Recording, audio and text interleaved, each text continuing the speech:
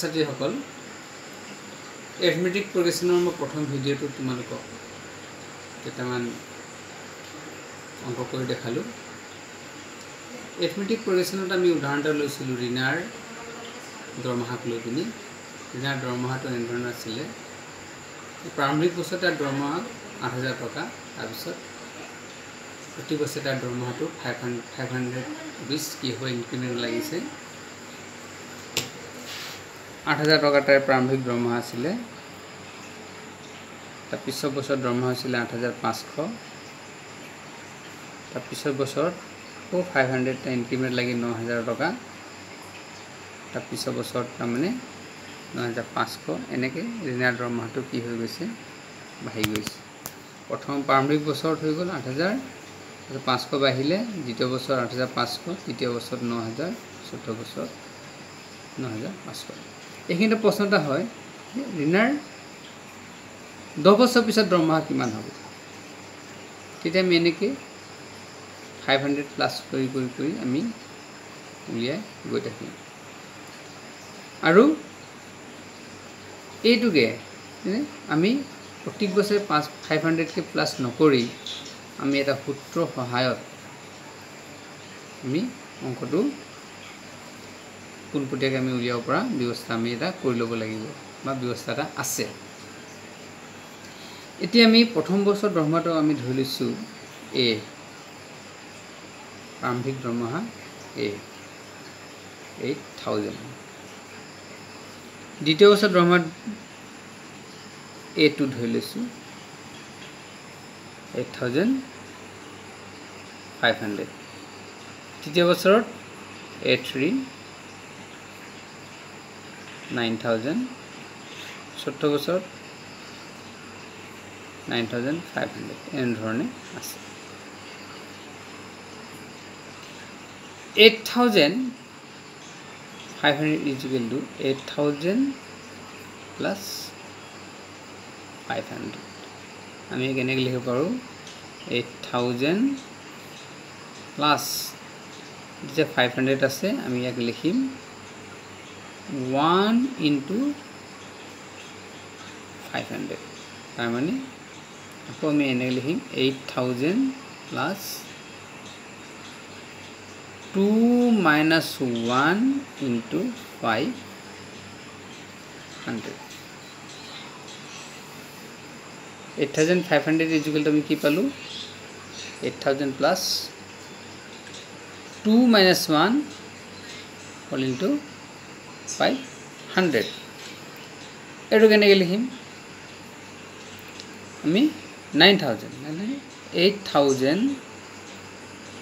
Plus 500 plus 500, এইটো দুটা মিলে 1,000 হ'ব। 8,000 প্লাছ 1,000 9,000। এইটো আমি এনেকৈ লিখিম 8,000 প্লাছ ইয়াত 500 কেইটা আছে, দুটা আছে, গতিকে 2 ইনটু 500। ইয়াকো আমি কেনেকৈ লিখিম, 8,000 প্লাছ 2টো আমি লিখিম 3 মাইনাছ 1। দেখিছেনে বাৰু। তৃতীয় বছৰ গতিকে তৃতীয় বছৰ দৰমহা 3 আহিছে, দ্বিতীয় বছৰত 2 আহিছে, একেধৰণে চতুৰ্থ বছৰত কেনেকৈ আহিব, 4 আহিব প্লাছ 1,500। তাৰমানে 500 প্লাছ 500 প্লাছ 500 কেইটা 500 আছে, 3টা। চ' 8,000 প্লাছ 3 ইনটু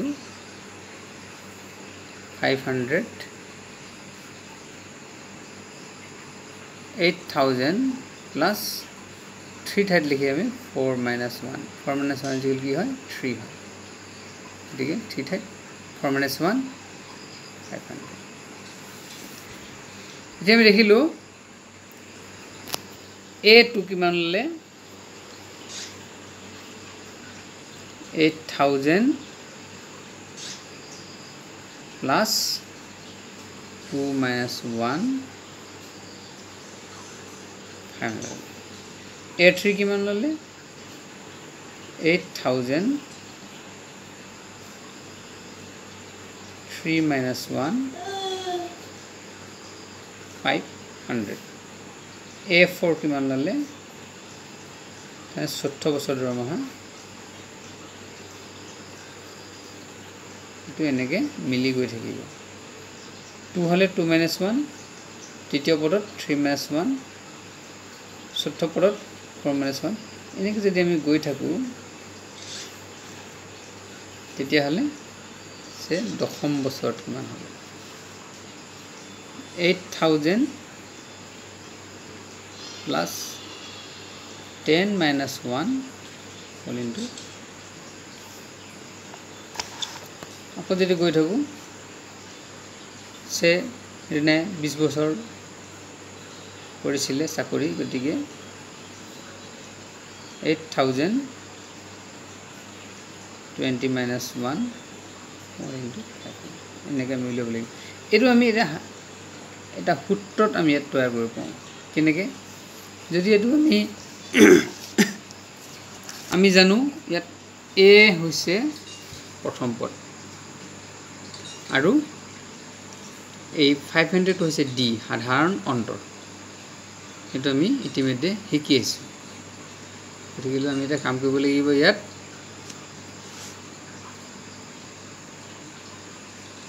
an লিখিম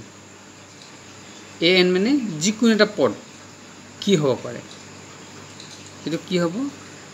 যেহেতু আমি 800 আছে 800 তো প্ৰথম পদ প্ৰতিটোতে আছে প্ৰথম পদ a এটো a plus 2 minus 1 whole into আৰু এটো মই কৈছিলো 500 তো কি d সাধাৰণ অন্তৰ d এটো 3 minus 1 whole into d 4 minus 1 whole into d into 10 minus 1 whole into d 20 minus 1 whole into d n ধৰণে an তাৰ মানে n to যিকোনো এটা পদ যিকোনো পদ nতম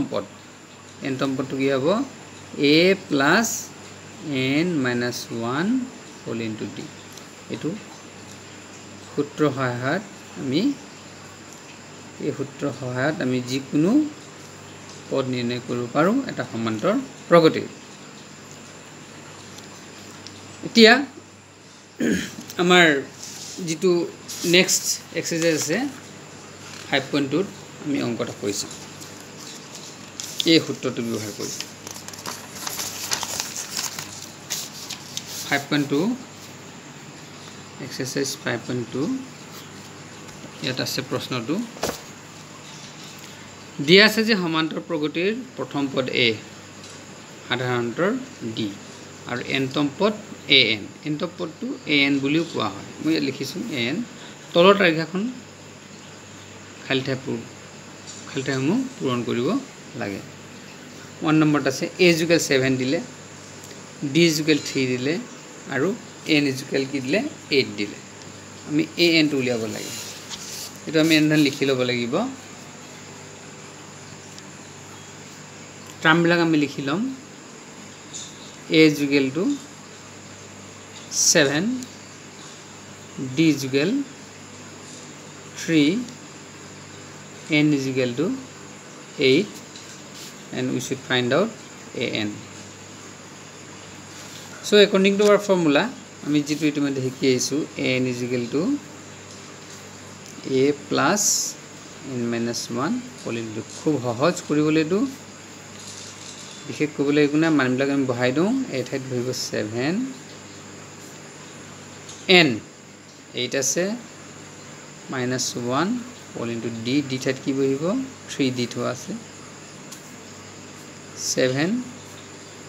7 into 3 21 so eto answer hol 28 amane ntom pod to ki ntom pod kiman 28 nতম পদ 28 তাৰমানে 8 নম্বৰ পদটো 28 সেকেন্ডটোত আছে a is equal to -18 আৰু d টো আমি 2 উলিয়াবলৈ দিছে n is equal to দিছে দিছে 10 আৰু n টো দিছে 0 এটো আমি উলিয়াব লাগিব d উলিয়াব লাগিব আছে দিয়া আছে n দানে nতম পদটো 0 বুলি দিছে এটো আমি যেটো ফৰ্মুলা শিকিলো a plus n minus 1 whole into d এটো ফৰ্মুলাটো আমি ব্যৱহাৰ কৰিলে a n ৰ ঠাইত এটো বহিব ইতিমধ্যে আমি শিকি আইছো a n is equal to a plus n minus 1 whole into d এটো ফৰ্মুলা আমি ব্যৱহাৰ কৰিলো ইয়াৰ লেফট হ্যান্ড সাইডত এটো বহিব রাইট হ্যান্ড সাইডত 0 আছে তেনে মানবিলাক বহাই যাম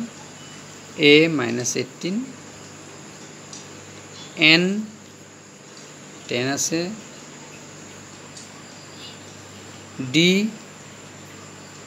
to উলিয়াব লাগে d দিভাগে থাকিব is equal to 0 এটা সমীকৰণ হৈ গল সমীকৰণৰ সোঁফালে 0 আছে বাওঁফালে -18 টো যেটো আছে এই -18 টো আমি সোঁফালে লৈ যাম পক্ষান্তৰ কৰিম এটো -2 প্লাস হৈ যাব 18 0 plus 18 is equal to 18 ইয়াত থাকিব কিমান 10 minus 1 9d 10 minus 1 9d এতেকে d is equal কিমান হ'ব বামপক্ষত 9 টো d লগত পূৰণ হৈ আছে গতি সোঁপক্ষত গলে এটো কি কৰিব 18 হৰণ কৰিব নহয় 2 ইয়াত এনসাৰ হল কি 2 d is equal to 2 এটা পিছৰ অংকটোলৈ যাওঁ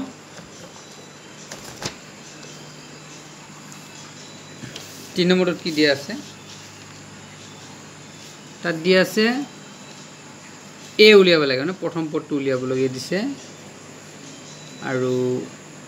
d is equal দিছে -3 n পদৰ সংখ্যা 18 18 আছে আৰু এফালে an -5 এটো আমি কৈছো ঠিক একে ধৰণে আমি এই ফৰ্মুলা এপ্লাই কৰো n is equal to কি মানে -5 এটো দিয়া আছে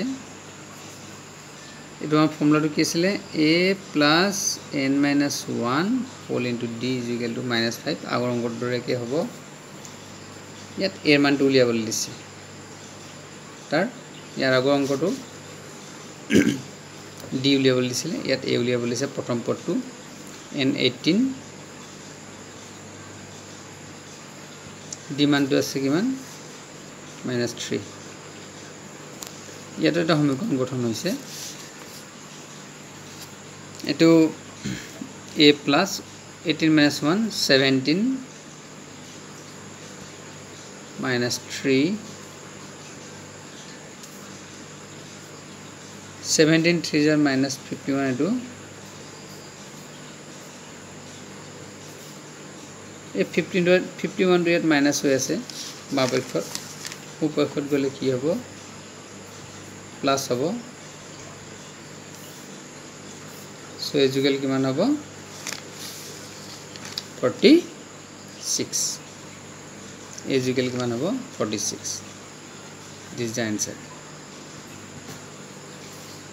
51 পৰা 5 গলে 46 এতিয়া আমি ইয়াৰ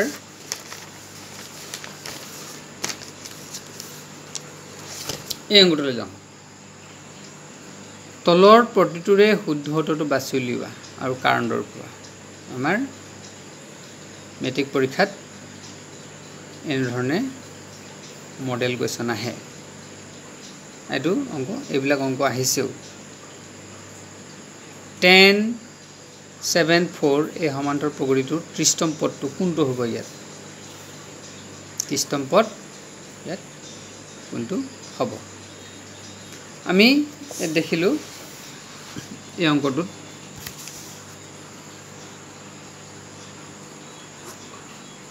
দুই নম্বৰৰ মানত এই সমান্তৰ প্ৰগতিটোৰ a ইকুৱেল কি দিছে 10 d ইকুৱেল কিমান হ'ব 7 - 10 7 - 10 - 3 এতিয়া আমি 30তম পদ তাৰমানে n ইকুৱেল টু কিমান 30 টো উলিয়াব লাগে আমি জানো an ৰ ফৰ্মুলাটো হৈছে a plus n minus 1 whole into d দিকে a30 তাৰমানে 30তম পদ a30 টো কি বুজাইছে 30তম পদ বুজাইছে a30 মানে 30তম পদ a আমি পালো 10 এটো 30 হ'ব আৰু d টো কিমান আছে -3 10 plus 29 into -3 10 এটো হ'ব পূৰণ কৰিলে -87 so 10 - 87 -77 গতিকে উত্তৰ কোনটো হ'ব এই c ইয়াৰ উত্তৰটো শুদ্ধ উত্তৰ c গতিকে এইটো ইয়াৰ উত্তৰ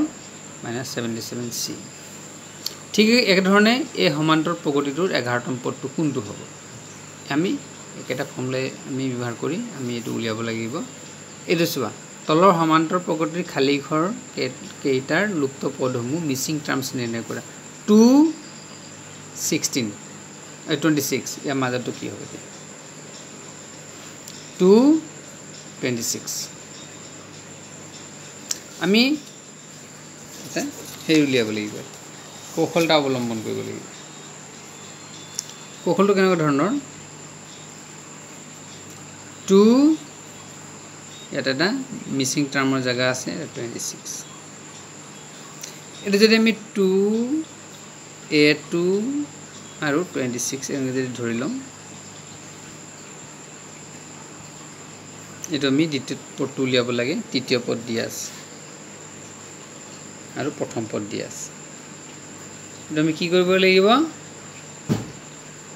এটো 26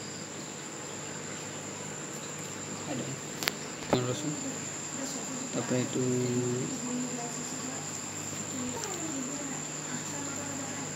আমি ইয়াত কি কৰিম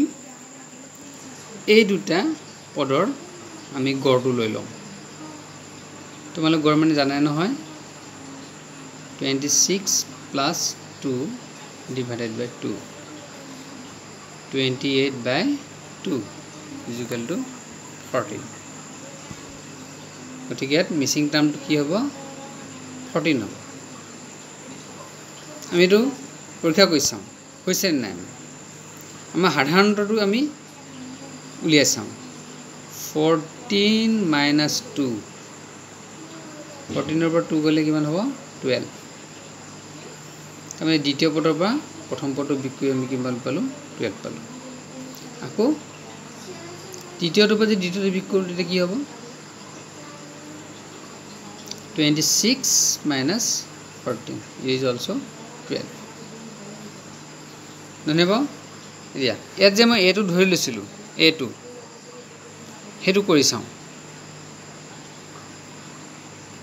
এটো দ্বিতীয় পদ তাৰমানে আমাৰ সাধাৰণ অন্তৰ যেটো ফৰ্মুলা ডি আমি ডি কেনেকৈ উলিয়াও দ্বিতীয় পদ বিয়োগ প্ৰথম পদ সমান তৃতীয় পদ বিয়োগ দ্বিতীয় পদ এটো কয় ডি আমাৰ ডি টু ডি যে এটো হৈছে দ্বিতীয় পদ বিয়োগ প্ৰথম পদ তেনেকৈ কৰিব পাৰি তাৰ সমান কি হয় তৃতীয় পদ বিয়োগ দ্বিতীয় পদ সো ইয়াত আমি যদি দেখা যায় a2 ইয়াত আছে এই a2 টো আমি এফালে লৈ লো প্লাস কৰি ইয়াত মাইনাস হৈ আছে প্লাস হৈ গল a2 plus a2 26 a2 টো ফেলে গলে প্লাস হ'ব 2a2 28 by a2 is equal to 28 by 2 is 14 তার মানে দ্বিতীয় পদটো কিমান হ'ব মিসিং টার্মটো 14 তাকে জেনিবা আমি চমুকৈ আমি গড়টো ললে হৈ যায় এই ক্ষেত্ৰত গড় ললে উত্তৰটো ওলাই ইয়াত মিসিং টার্ম কিমান হ'ব এটো 14 হ'ব 14 1 4 14 14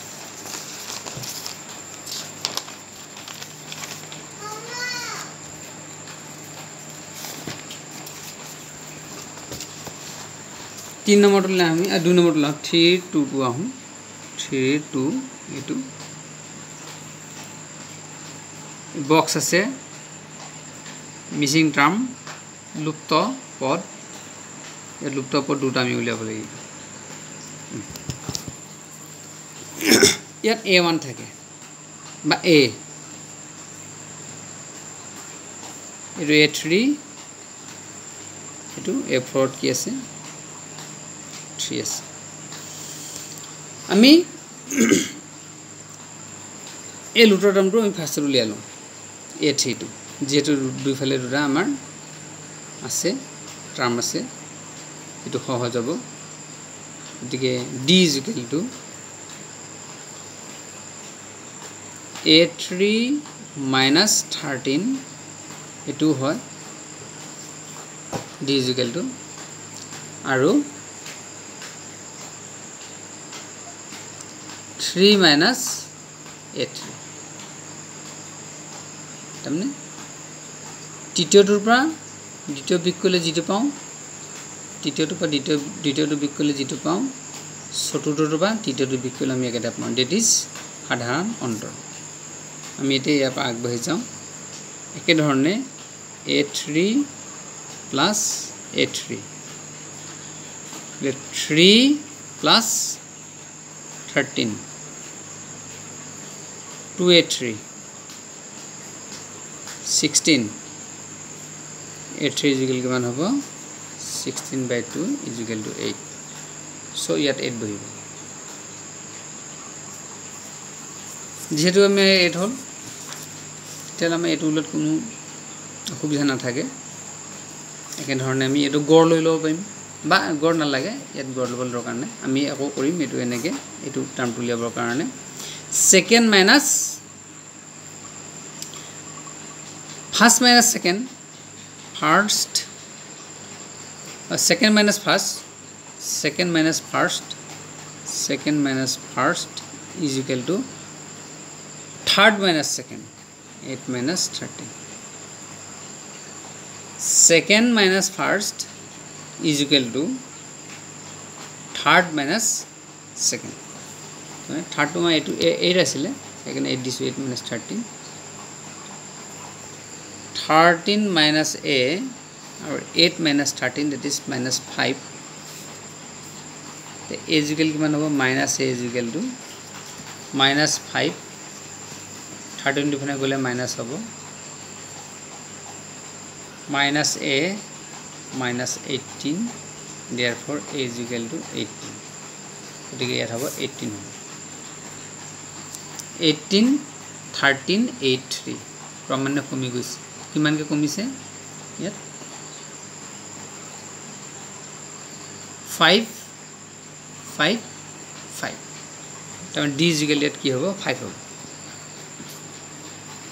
এটো 5 5 কে কমি গৈ আছে গতিকে ইয়াত মিসিং টার্ম এটা হল 8 ইয়াত হ'ব 18 আৰু এটা হ'ব 8 at 18 and 8 ठीक है ধৰণে আমি এটো উলিয়াব পাৰিম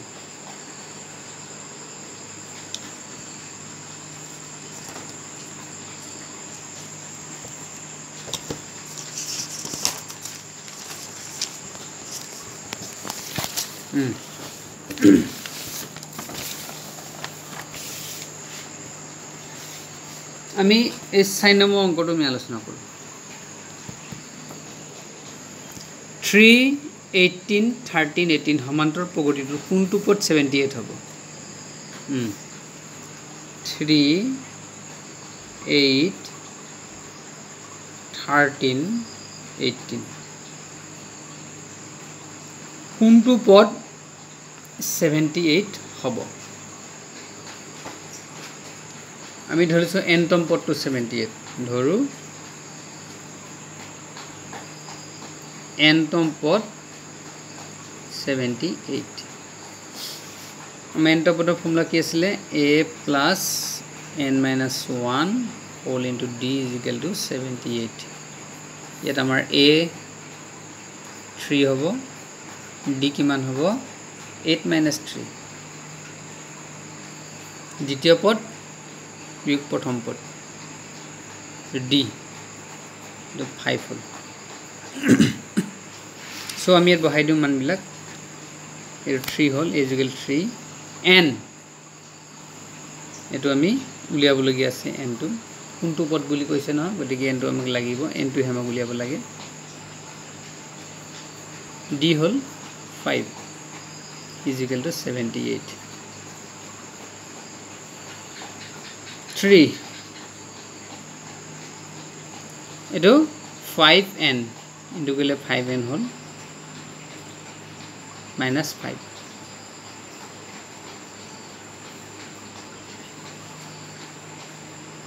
5n 3 minus 5 minus 2 5n 78 2 to ইফালে গলে প্লাস হ'ব 5n 80 n is equal to 80 by 5 16 তাৰ মানে কোনটো পদ 78 হ'ব এতেকে 16তম পদ is equal to 78